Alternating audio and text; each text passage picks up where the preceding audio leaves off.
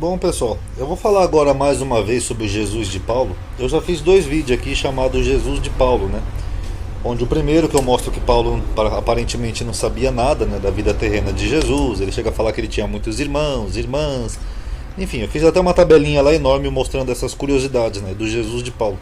É por isso que tem um consenso teológico, né, de que Paulo ele pregava um Jesus idealizado.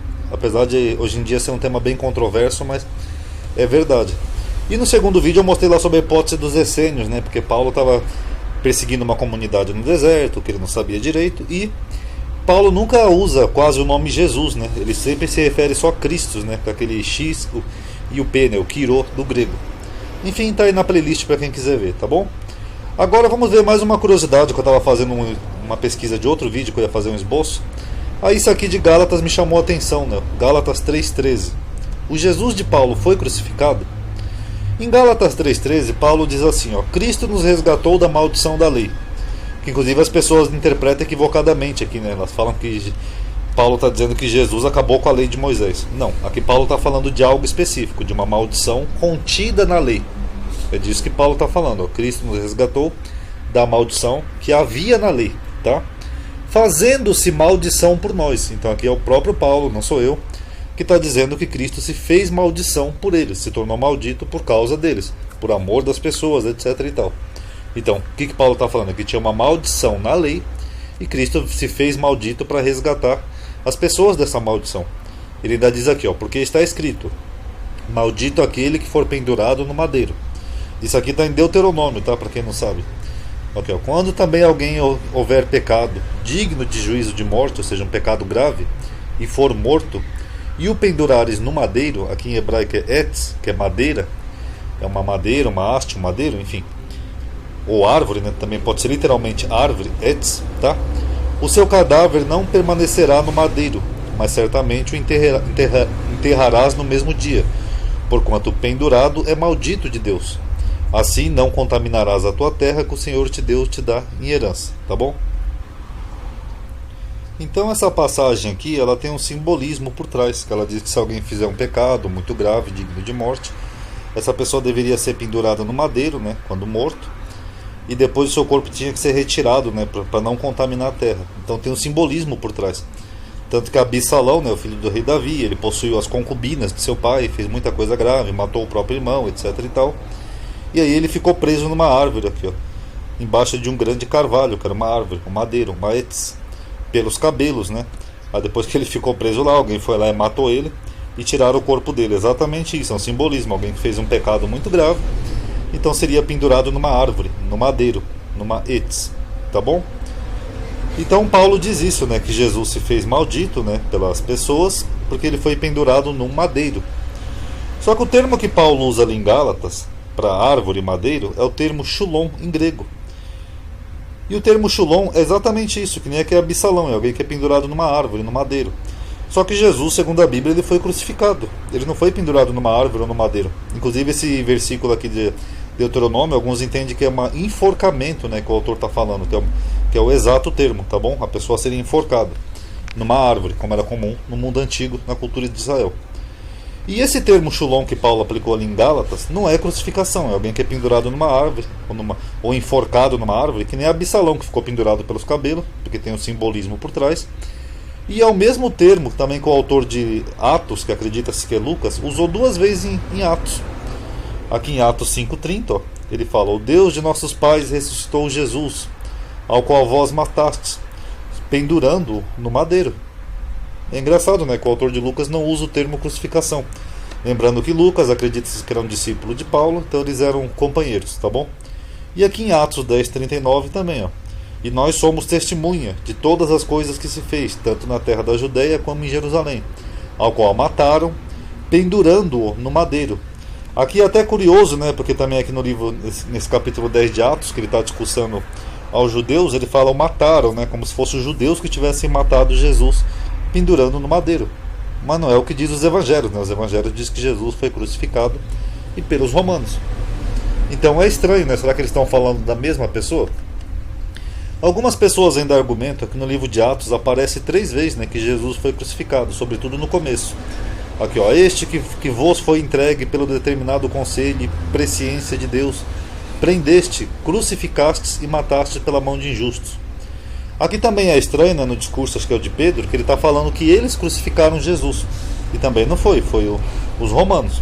Mas nós vamos chegar lá.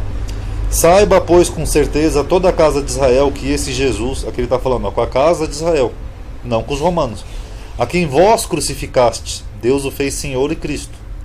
E aqui em Atos 4 ele fala a mesma coisa, a quem vós crucificastes. Só que aí nós temos essa problemática aqui, né? Porque não foram os judeus que crucificaram Jesus, foram os romanos. Os judeus não tinham nem autoridade legal para fazer isso. Mas eles afirmam aqui que foram os judeus, e nessas 3 passagens aqui ele usa o termo crucificar, né? Que seria cruz, stauros. Só que Paulo, quando ele utiliza o termo crucificação, lembrando que aqui Atos é provavelmente de Lucas, mas Lucas era discípulo de Paulo. Só que Paulo, de quem Lucas aprendeu essas coisas, quando ele utilizava o termo crucificação, não era literal, era de modo simbólico. Que nem aqui, ó, Romanos 6,6 ele fala assim, ó, sabendo isto, que o nosso homem velho foi com ele crucificado. O que Paulo está dizendo? Que o homem velho, cheio de pecados, foi crucificado, ou seja, foi morto. Ó, acabou o homem velho, nasceu um homem novo. Então aqui ele não está dizendo que o homem velho foi literalmente crucificado. Ele usa de uma forma como uma figura de linguagem, tá bom? Aqui em Gálatas mesmo, na própria epístola lá que Paulo fala do madeiro, ele fala assim, ó, já estou crucificado com Cristo. Só que Paulo não foi crucificado literalmente. Então crucificado aqui, Paulo está dizendo que ele padeceu com Cristo. Ou seja, apanhando, sofrendo injúrias perante reis, ofensas, sendo preso. Essas coisas, que crucificado era na época também uma figura de linguagem para quem sofria. Porque a crucificação era uma pena romana. Então Paulo usa de modo simbólico. Já que em Gálatas 3.1 ele fala, ó Gálatas, quem vos fascinou para não obedecer a verdade a vós, perante os olhos de quem Jesus Cristo foi evidenciado, crucificado entre vós. Aqui tem um outro problema, né? Porque aqui Paulo está escrevendo aos Gálatas, na Galácia. E os Gálatas não foram testemunhas da crucificação de Cristo. Então como que Paulo diz aqui que Cristo foi crucificado dentre eles?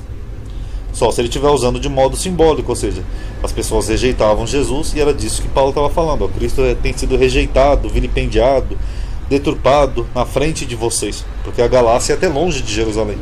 Não tem nada a ver, se a gente for tomar aqui literal, como se os Gálatas tivessem visto Jesus crucificado, ou se Jesus tivesse sido crucificado entre eles.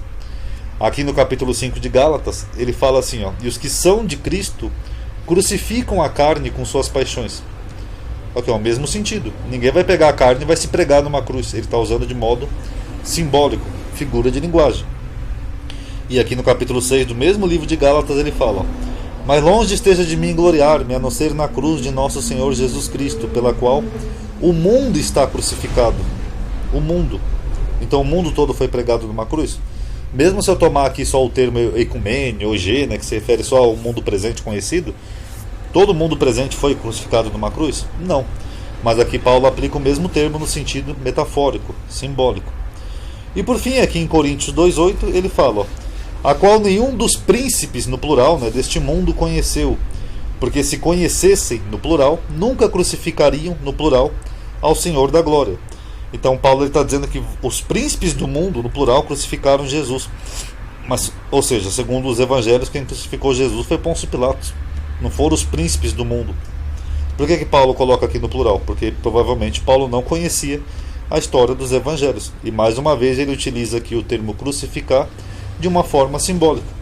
Então sempre quando Paulo usa esse termo crucificar, ele está se referindo a quem sofre desprezo, injúrias, calúnia, perseguições, e não literalmente uma crucificação. É essa a impressão que dá, porque ele usou várias vezes o mesmo termo de forma meramente simbólica.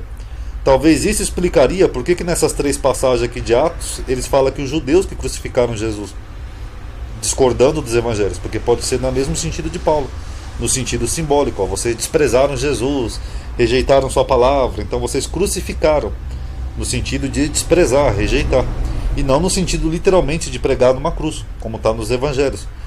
Então isso também explicaria porque o autor de Atos utiliza aqui o termo madeiro, que nem Paulo utiliza em Gálatas. Dizendo até, Paulo chega a dizer até que Jesus se fez maldição quando ele foi pendurado no madeiro, numa árvore. Então fica essa pergunta, será que Paulo está falando do mesmo Jesus dos evangelhos? Quem não viu os outros dois vídeos desse tema, veja, tá? Tá muito interessante, muito detalhe. E aqui fica mais um tema adendo aí. Será que esse Jesus que Paulo está falando é o mesmo dos evangelhos, que foi crucificado sob Pôncio Pilatos pelos romanos? Ou será que aqui Paulo está falando de um outro Jesus que foi pendurado no madeiro pelos próprios judeus? Porque aqui você vê que o termo é outro, o sentido da crucificação é outro sentido, não é tão literal como lá nos evangelhos. E tem essas problematicazinhas aqui no texto. Será que Paulo está falando de um outro Jesus?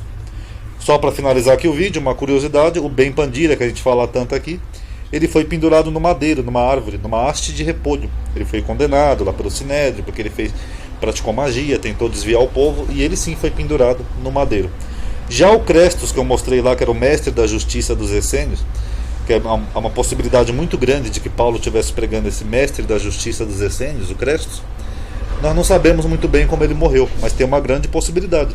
Será que o Cresto dos essênios não foi pendurado no madeiro por algum crime de blasfêmia ou algo muito grave da época?